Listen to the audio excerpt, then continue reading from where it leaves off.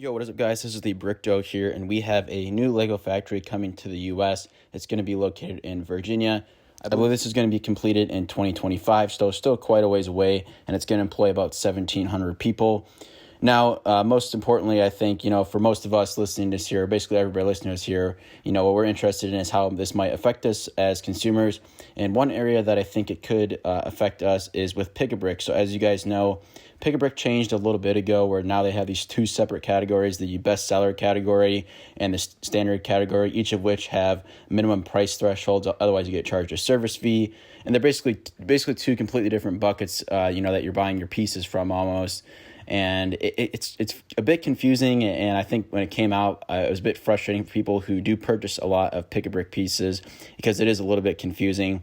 So one of the areas I would hope to see improved here is this whole standard category where they're shipping it much further away from Denmark. It says here 11 to 15 business days for shipping, but I've definitely heard some horror stories about it taking weeks on weeks and weeks. And I hope maybe some of the production in this new facility could be for some of these pieces that have lately been being produced overseas there in Denmark. Still not sure exactly about that, but that to me would seem like a big improvement. I would assume Pick-a-Brick has a pretty big market in the U.S., and again, I think this sort of style here, the standard bestseller, wasn't well received from the Pick-a-Brick buyers, who are really active. So I think that would be one area that would be really nice to see improved. Now, as far as shipping times go for sets, I wouldn't expect those to be necessarily improved. That's because already these sets are usually shipped from somewhere in Illinois, some warehouse in Illinois.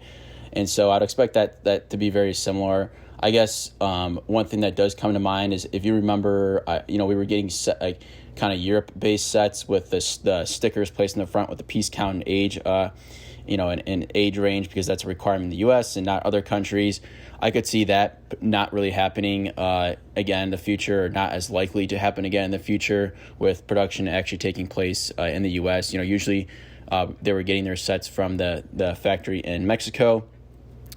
And then sort of the third aspect here that I think it needs to be talked about a little bit is, with the increase in prices.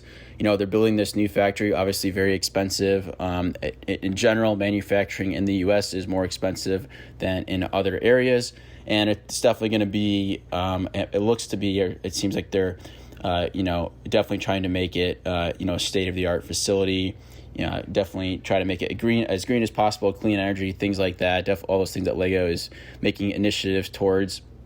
And I believe also, too, they're also increasing the capacity, basically making an addition to the factory in Mexico right now. So a lot of big expenditures here for Lego that I think will overall help us in minor ways as consumers in the U.S. and North America in general. But I still think a lot of it is probably, a lot of stuff we're just honestly not going to notice that'll probably just help them on the back end from logistics standpoints, shipping standpoints, keeping costs down, things like that. I don't think we're going to see a ton of changes, as consumers besides the two that I mentioned. Hopefully some improvements in shipping times from Pick-a-Brick standard orders. And in addition, I would be surprised if we saw boxes, slapped with those stickers anymore.